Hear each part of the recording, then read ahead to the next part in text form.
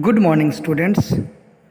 Welcome you all in online classes of Social Science of Class 8. Dear students, we are reading Civics, Chapter 17, Fundamental Rights, Fundamental Duties, and Directive Principles of State Policy. Dear students, on the previous day we were reading about the fundamental rights.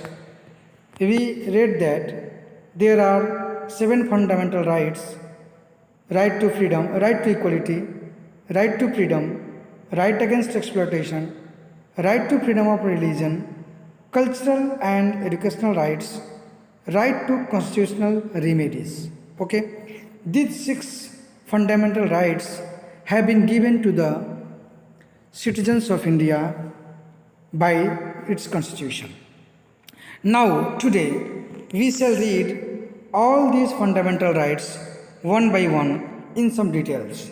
Okay, so now come and see the first fundamental right, that is right to equality. Okay, right to equality का मतलब हुआ समानता का अधिकार, मतलब कि हम सब लोग एक समान हैं, कोई भी डिफरेंस नहीं होगा, चाहे वो लेडीज हो या जेंट्स हो, या वो हिंदू धर्म का हो या मुस्लिम धर्म का हो, या फिर वो सिख, ईसाई, पारसी, जैन कोई भी हो, उस आधार पर हम अंतर नहीं करेंगे। कोई व्यक्ति आसाम का रहने वाला हो, बंगाल का हो, बिहार का हो, उत्तर प्रदेश का हो, पंजाब का हो, तमिलनाडु का है, उस आधार पे हम अंतर नहीं करेंगे। कोई हिंदी बोलता हो, कोई उर्दू, कोई मलयालम, कोई पंजाबी, कोई बंगाली, उड़िया, उस आधार पे हम अंतर नहीं करेंगे। कोई गरीब हो, कोई अमीर हो, इस आधार पे हम अंतर नहीं करेंगे। इसी चीज़ को हम बोलते हैं राइट टू इक्वलिटी। ठीक है, राइट टू इक्वलिटी में हमें क्या क्या दिया गया है? एक तो दिया गया इक्वलिटी बिफोर लॉ, यानी कानून की नज़र में सब लोग एक समान होंगे, कानून सबके साथ एक जैसा व्यवहार करेगा। मतलब कि संविधान में जो नियम बनाए गए हैं वो सब पर लागू होगा, चाहे वो एक आम नागरिक हो, या वो प्रधानमंत्री हो, या कोई बड़ा अफसर या छोटा व्यक्ति हो। ठीक है, चाहे वो किसी भी धर्म भाषा को मानता हो, उन सब के साथ वही नियम लागू होगा, एक समान रूप से नियम लागू होगा। ठीक है, दूसरा बतलाता है prohibition of discrimination on grounds of religion, race, caste, sex, place of birth, यानी कि किसी भी स्तर पर, किसी आधार पर, जैसे आधार का मतलब कि धर्म के आधार पर, या जाति के आधार पर, प्रजाति के आधार पर, लिंग के आधार पर, मतलब स्त्री है या पुरुष, या प्लेस ऑफ बर्थ जो मैंने आपको बताया, उस आधार पर कोई भी भेदभाव नहीं करेगा। भेदभाव का मतलब समझते हैं आप? जैसे मान लिया जाए कि हम ये कहें कि इस स्कूल में केवल हिंदू ही पढ़ाएंगे, मुस्लिम नहीं पढ़ा सकते। इस स्कूल में हम केवल पारसी बच्चों को ही पढ़ाएंगे, मुस्लिम्स को नहीं पढ़ाएंगे या हिंदूज को नहीं पढ़ाएंगे। ये हुआ भेदभाव। अब चूँकि आप छोटी जाति के हैं, इस protection against arbitrary arrest and detention, अगर आपको बेवजह कोई अरेस्ट करता है, बेवजह कोई जेल में डालता है और अधिक समय तक रख देता है, डिटेन करता है, तो उससे आपको उसके खिलाफ आवाज़ उठाने का आपको अधिकार दिया गया है। एंड राइट टू एजुकेशन, आपको शिक्षा का अधिकार दिया गया है, यानी कि आप पढ़ें लिखें, आपको फ्री एजुकेशन, प्राइमरी एजुकेशन दिया जाएगा। ये सारे अधिकार आपको दिए जाते हैं। यहाँ देखिए एक डू यू नो है, जिसे पढ़ना बहुत ही ज़रूरी होगा कि अगस्त 2017 में एक 9 जजेस का एक बेंच आया, जिसमें चीफ जस्टिस भी थे। ठीक है, वहाँ पर यूनानिमसली एक लैंडमार्क वर्डिक्ट को पास किया गया, जिसमें थी राइट टू प्राइवेसी, मतलब कि निजता का अधिकार। निजता का अधिकार मतलब ये होता है कि जो आपका है वो आप किसी को न दिखाएं। अगर कोई देखने की कोशिश कर रहा है, जैसे आपके रूम में, जैसे आपके बेडरूम में कोई जाने की कोशिश कर रहा है, तो आप उसको रोक सकते हैं। आपको निजता का अधिकार है, उसको छुपाने का अधिकार है। क्यों? इसको फंडामेंटल राइट में इसलिए रखा गया क्योंकि इसमें बहुत सारे लॉ, लाइफ स्टाइल और गवर्नेंस की बात आती है जो उसके आड़े आ जाती है, इसीलिए राइट टू प्राइवेसी एक अधिकार रखा गया। ठीक है, इनके अलावा एक और भी राइट है, राइट टू एजुकेशन, जैसे कि अभी आप लोगों ने पढ़ा था कि राइट टू फ्रीडम में राइट टू एजुकेशन भी है। जैसे कि ये लास्ट जो ये पैरा है, राइट टू एजुकेशन, ये आपको मिला हुआ है।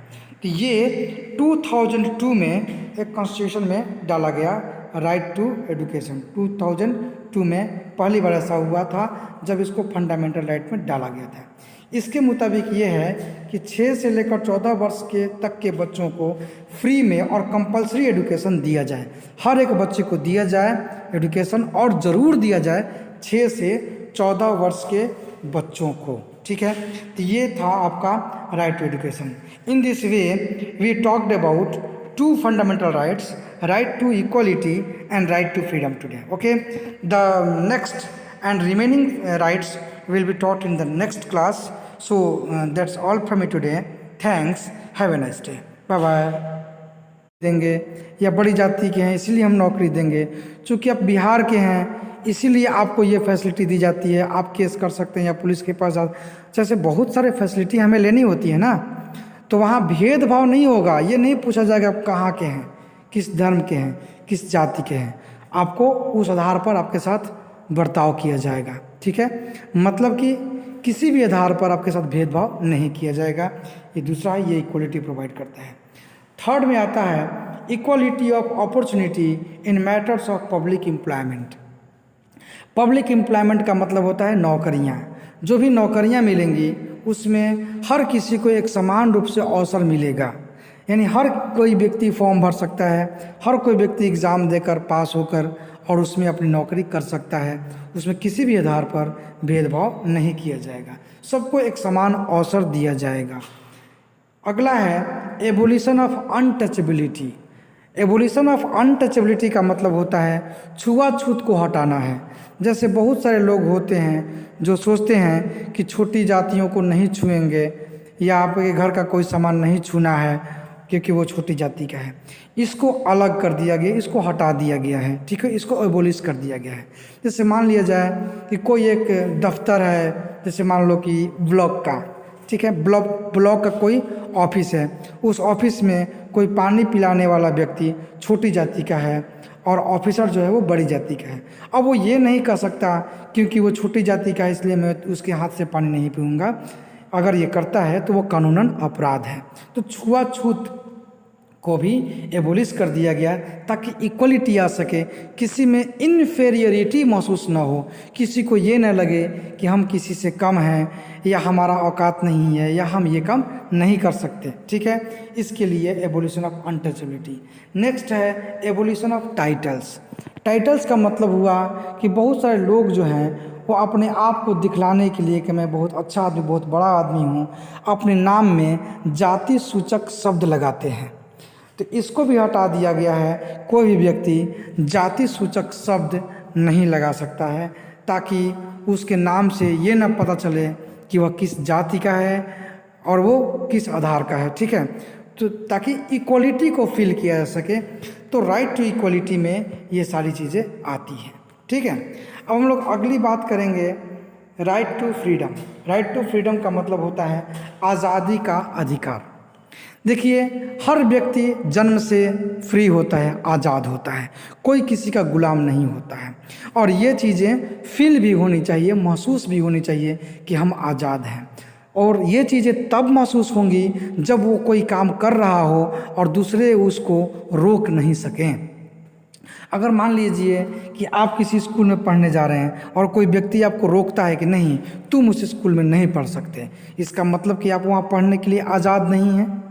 तो there should be freedom so that you can have a better opportunity for your own development and as well as for the development of your society.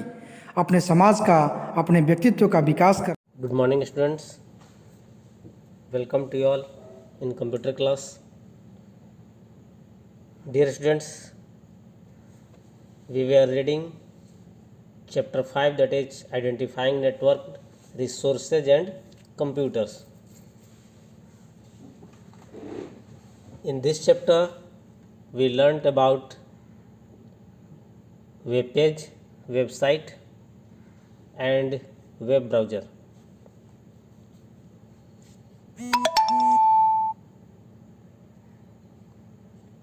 Today we will learn about web server and client computers.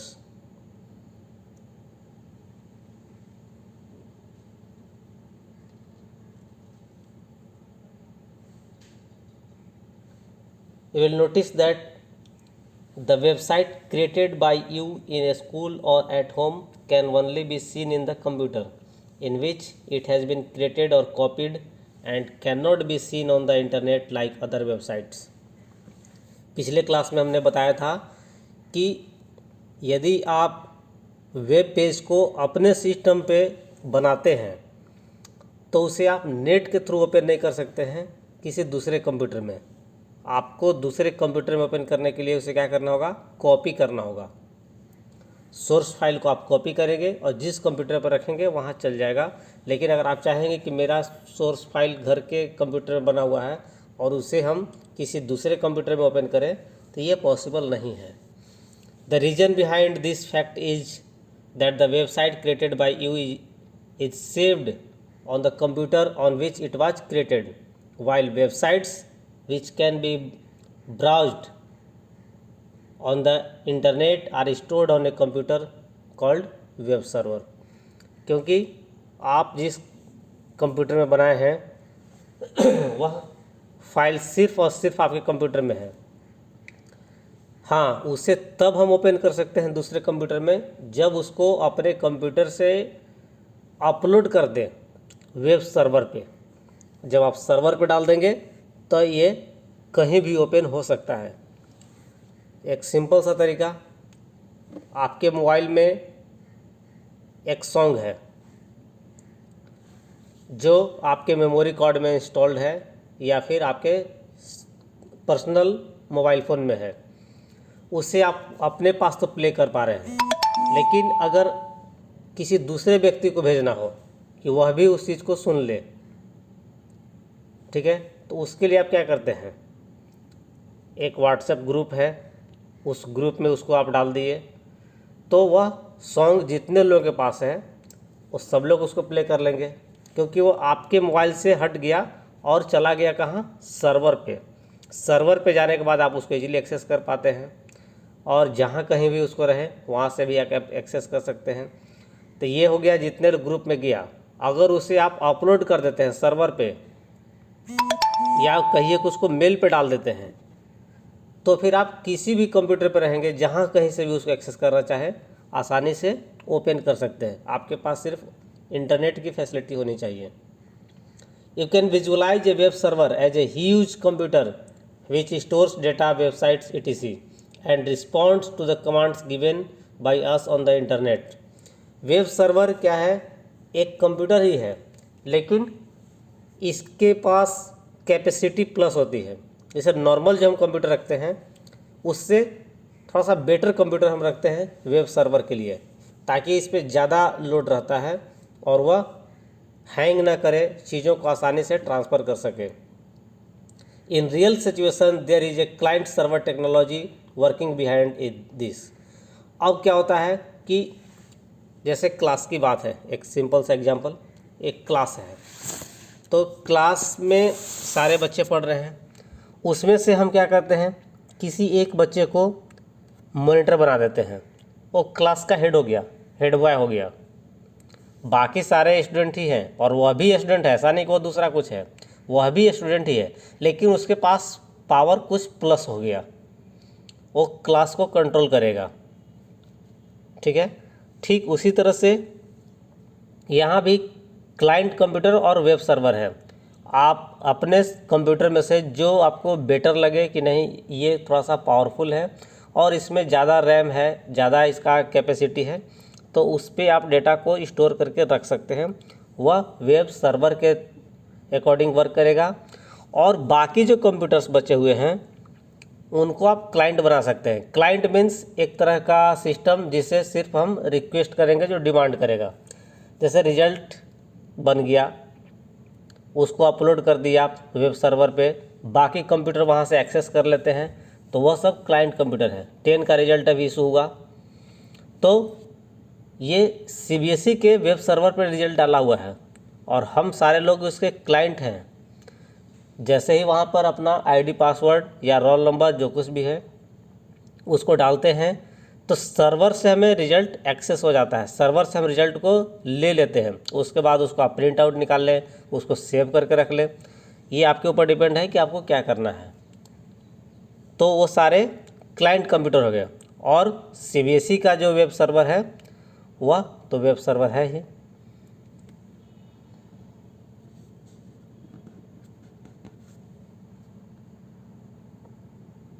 ये देखिए एक client computer है जहाँ से demand किया जा रहा है कि मुझे क्या चाहिए। सर्वर है जो प्रोवाइड करता है। Request sent by computers web browser, responses web page sent by the server. एक रिक्वेस्ट किया क्लाइंट ने और वेब सर्वर उसके अगेंस्ट में उसे रिजल्ट दिया कि क्या आपको चाहिए। और इनका मीडियम है वह इंटरनेट है। ये सारे कुछ इंटरनेट के थ्रू होंगे।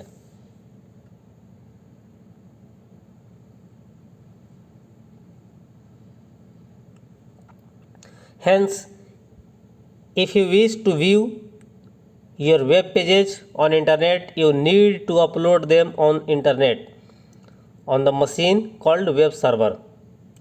अगर हम व्हाट्सएप के थ्रू भी कोई चीज़ भेजते हैं तो वह सर्वर पे भी चला जाता है, तभी सारे लोग उसको एक्सेस कर पा रहे हैं।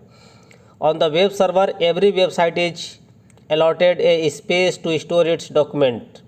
Web server deals with the request from the client machine and process is request। Client machine is the computer from which we are using the internet। अभी हमने बताया कि क्लाइंट कंप्यूटर किसे बोलेंगे। क्लाइंट कंप्यूटर भी एक तरह का सिंपल कंप्यूटर है जिससे हम रिक्वेस्ट को भेजते हैं सर्वर से कुछ लेने के लिए। In order to upload our website on the internet, we must first register the website with a unique name। After registration of the website, we are provided with a space to store our website on the web server। अब register तो आपको सब जगह करना होगा। आप WhatsApp बनाते हैं तो वहाँ भी अपना रजिस्ट्रेशन करते हैं, तब आपको एक यूनिक आईडी मिलता है और वह आपका मोबाइल नंबर है जिसके थ्रू आप चीज़ों को शेयर कर पाते हैं। अगर आपको अपना पर्सनल आइडेंटिफिकेशन नहीं मिलेगा तो आप कहाँ भेजेंगे। ईमेल आईडी बनाते हैं, उसको भी रजिस्टर करते हैं और तब आपको एक स्पेस मिलता है जहाँ पर आप मेल को स्टोर करके रखते हैं, सेंड करते हैं। यहाँ भी आपको वेब सर्वर के लिए रजिस्ट्रेशन करना होगा। उसके बाद आपको स्पेस मिल जाएगा कि कितने डेटा का आप वहाँ पर इस्तेमाल कर सकते हैं। This space is taken on rent on a web server. The company providing this space is called the web hosting company।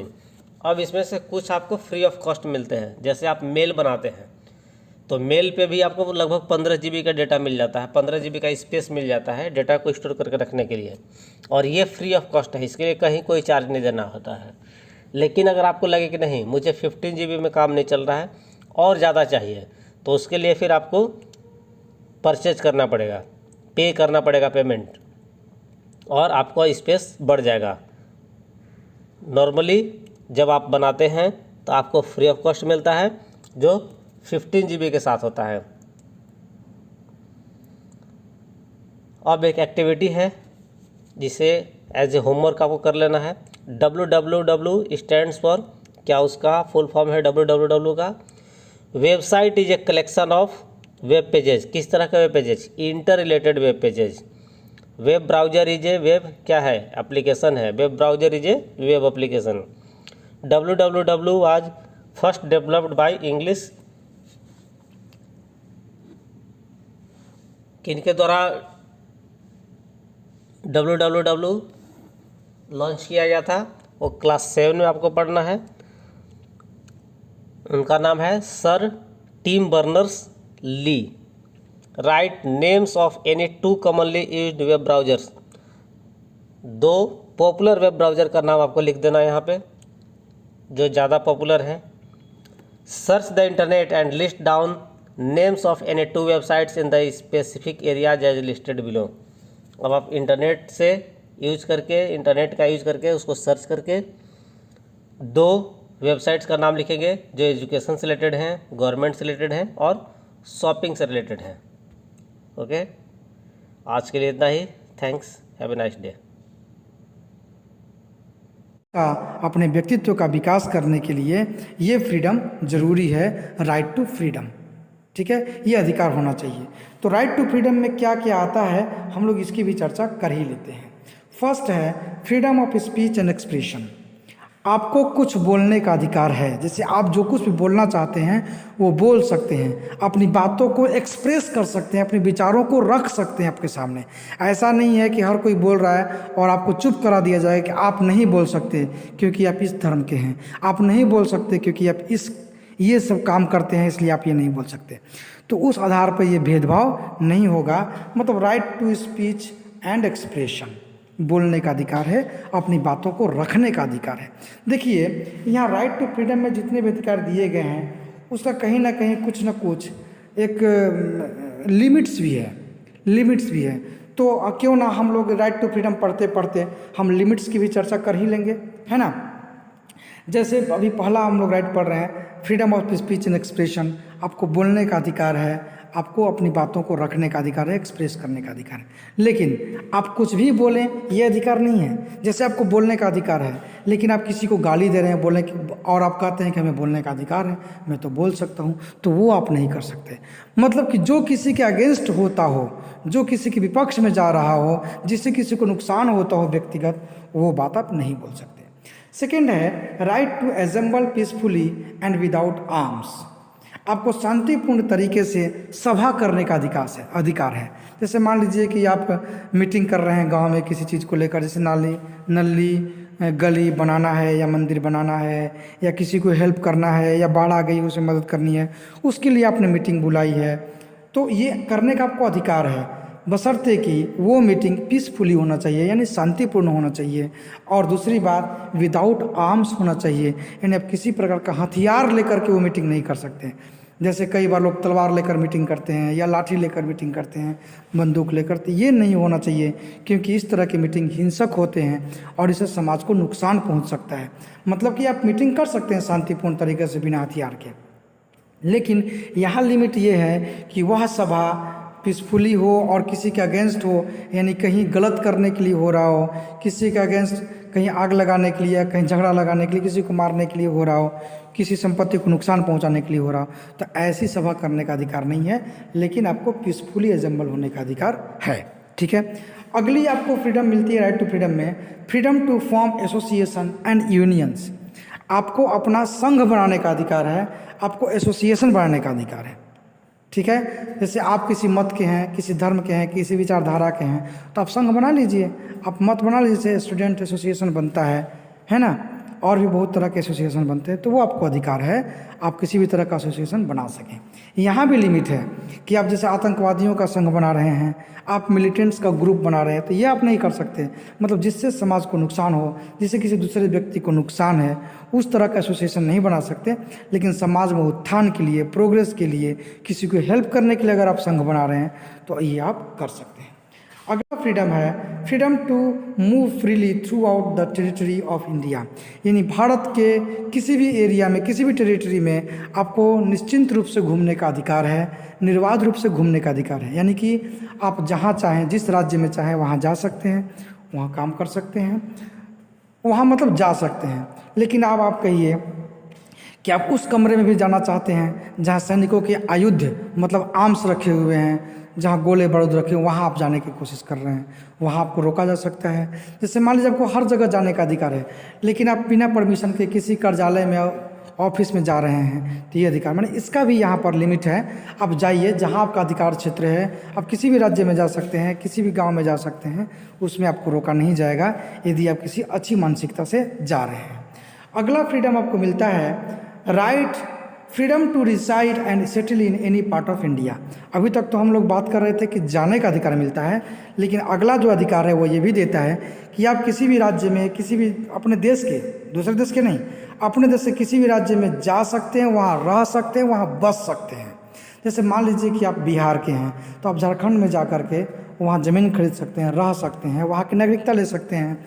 आप उत्तर प्रदेश में जा सकते हैं, वहाँ पे बस सकते हैं, वहाँ रह सकते हैं, या दूसरे राज्य के लोग जैसे कि झारखंड के लोग आपके राज्य में आकर के यहाँ रहने लग सकते हैं। इसमें कोई भी रोक छेक नहीं होता है।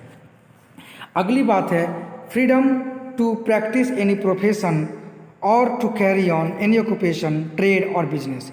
यानी कि आपको किसी भी प्रोफेशन में जाने की इच्छा है तो उस प्रोफेशन को आप अपना सकते हैं। कोई बिजनेस करना चाहते हैं तो उस बिजनेस को आप अपना सकते हैं। कोई रोज़गार करना चाहते हैं तो उस रोज़गार को आप अपना सकते हैं। इसके लिए आप बिल्कुल फ्री है। अब आप कहिए कि हमारा बिजनेस जो है वो जैसे कि ट्रेड करने का है, जो जैसे टोबैको है उसका ट्रेड करने का है, या फिर जो नशा वाली जो चीज़ें हैं उसको आप लेन देन खरीद बिक्री या शराब की खरीद बिक्री करते हैं, तो ये आपको अधिकार नहीं है। लेकिन आप वैसे बिजनेस करने का अधिकार, वैसे ट्रेड और ऑक्यूपेशन का अधिकार है जिससे समाज को नुकसान न पहुंचता हो। ठीक है, आप फ्री हैं। तो ये सारी आपको राइट टू फ्रीडम दी गई हैं। इनके अलावा right to freedom also includes the following provisions. कुछ और भी प्रोविजंस हैं जो राइट टू फ्रीडम में आती हैं। वह protection in respect of conviction for an offence. जैसे मान लिया जाए किसी घटना के लिए आप पर आरोप लगा है, तो अपने आप को निर्दोष साबित करने के लिए आप वकील रखना, ये सब जो काम करते हैं वो कह सकते हैं, अपनी बात रख सकते हैं कि मैं निर्दोष हूँ।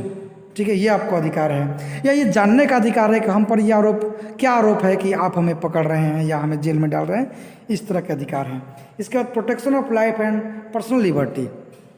आपको व्यक्तिगत आज़ादी का अधिकार है और अपनी ज़िंदगी को बचाने का अधिकार है। कई बार ऐसा भी होता है कि आप पे कोई हमला कर रहा है और बचने में, आप अपने आप को बचाने के लिए आपने उसको मार दिया, तो इस पर सज़ा कम हो जाती है।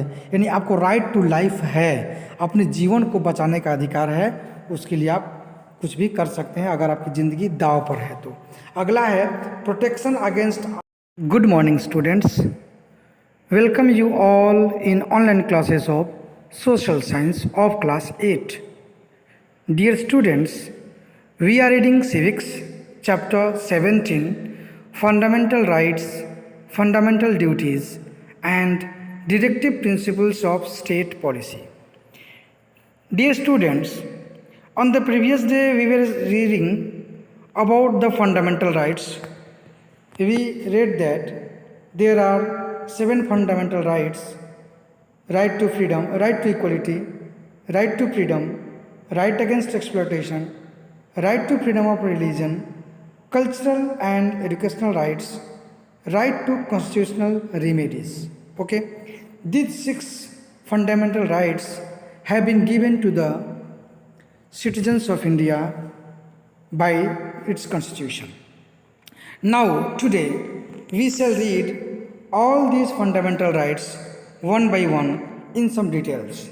Okay, so now come and see the first fundamental right, that is right to equality. Okay, right to equality का मतलब हुआ समानता का अधिकार। मतलब कि हम सब लोग एक समान हैं, कोई भी डिफरेंस नहीं होगा, चाहे वो लेडीज हो या जेंट्स हो, या वो हिंदू धर्म का हो या मुस्लिम धर्म का हो, या फिर वो सिख, ईसाई, पारसी, जैन कोई भी हो, उस आधार पर हम अंतर नहीं करेंगे।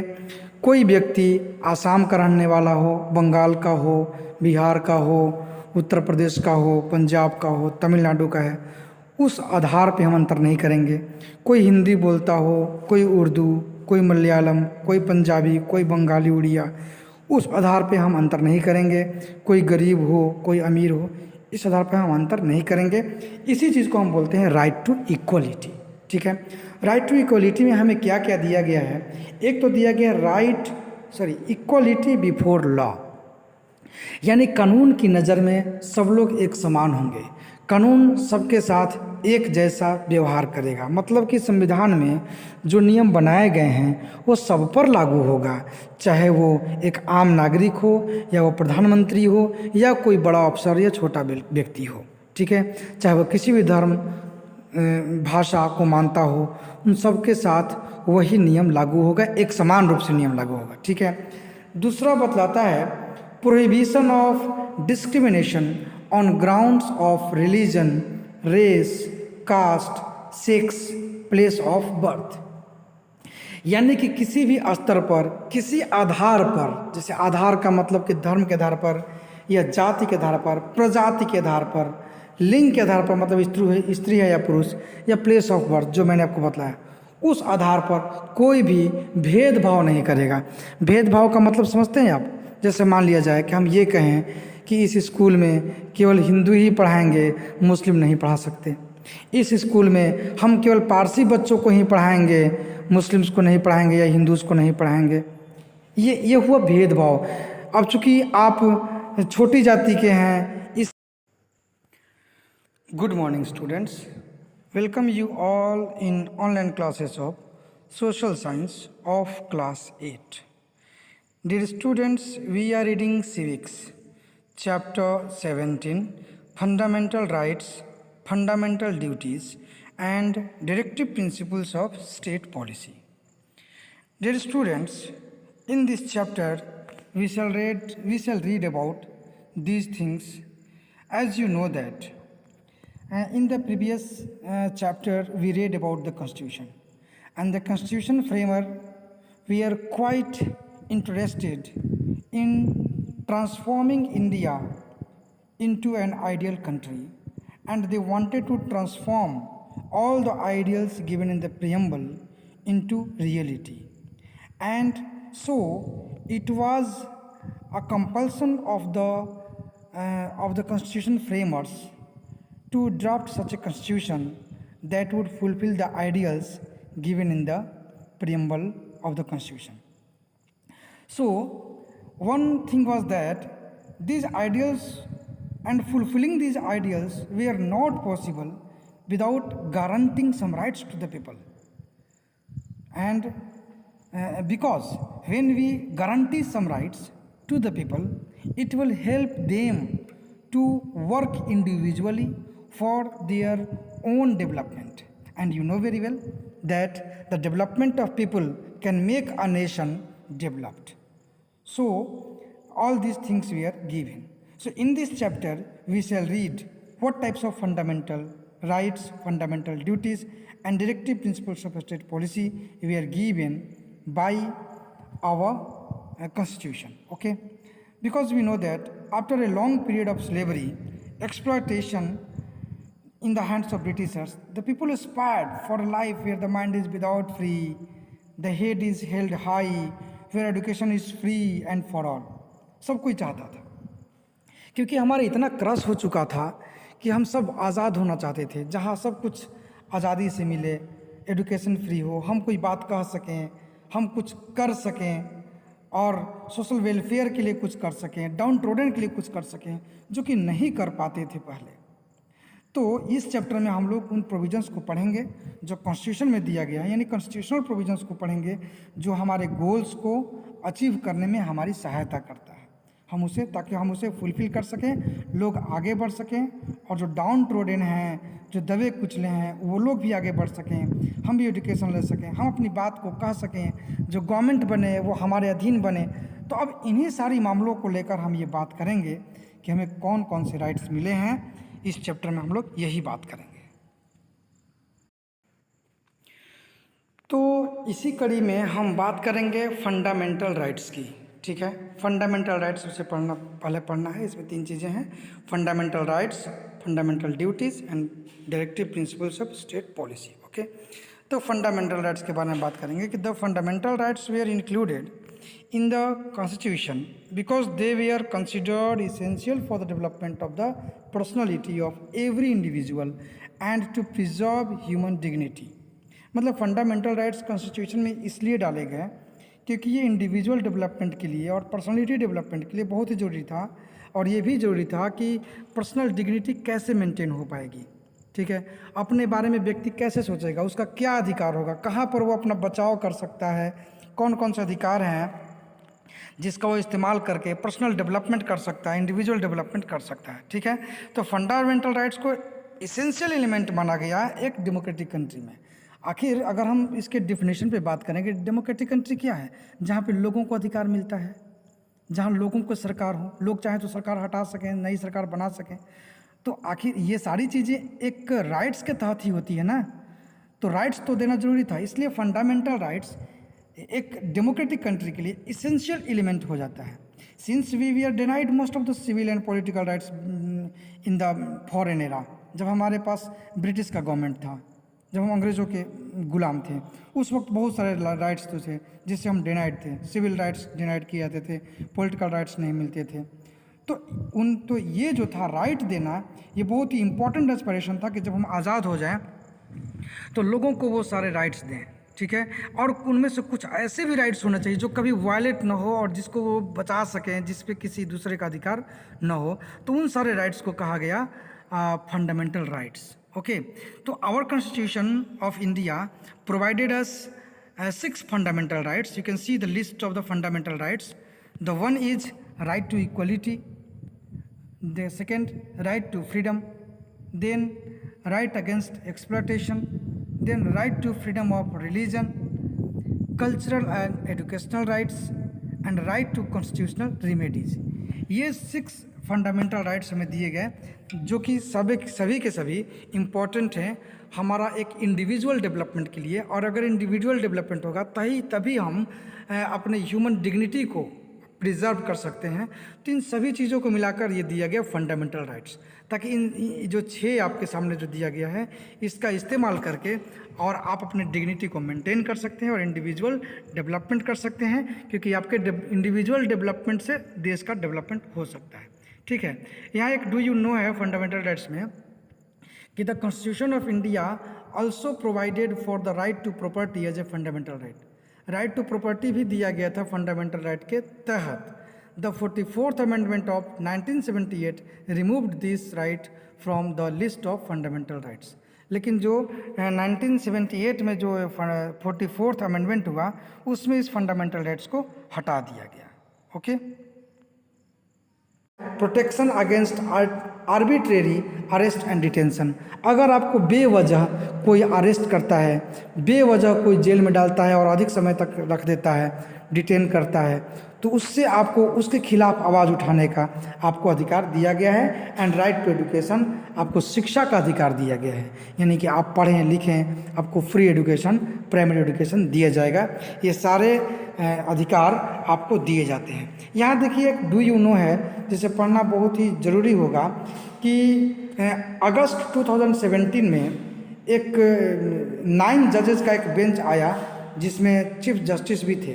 ठीक है, वहाँ पर यूनानिमसली एक लैंडमार्क वर्डिक्ट को पास किया गया जिसमें थी राइट टू प्राइवेसी, मतलब कि निजता का अधिकार। निजता का अधिकार मतलब ये होता है कि जो आपका है वो आप किसी को न दिखाएं। अगर कोई देखने की कोशिश कर रहा है, जैसे आपके रूम में, जैसे आपके बेडरूम में कोई जाने की कोशिश कर रहा है, तो आप उसको रोक सकते हैं। आपको निजता का अधिकार है, उसको छुपाने का अधिकार है। क्यों? इसको फंडामेंटल राइट में इसलिए रखा गया क्योंकि इसमें बहुत सारे लॉ, लाइफ स्टाइल और गवर्नेंस की बात आती है जो उसके आड़े आ जाती है, इसीलिए राइट टू प्राइवेसी एक अधिकार रखा गया। ठीक है, इनके अलावा एक और भी राइट है, राइट टू एजुकेशन। जैसे कि अभी आप लोगों ने पढ़ा था कि राइट टू फ्रीडम में राइट टू एजुकेशन भी है। जैसे कि ये लास्ट जो ये पैरा है राइट टू एजुकेशन, ये आपको मिला हुआ है।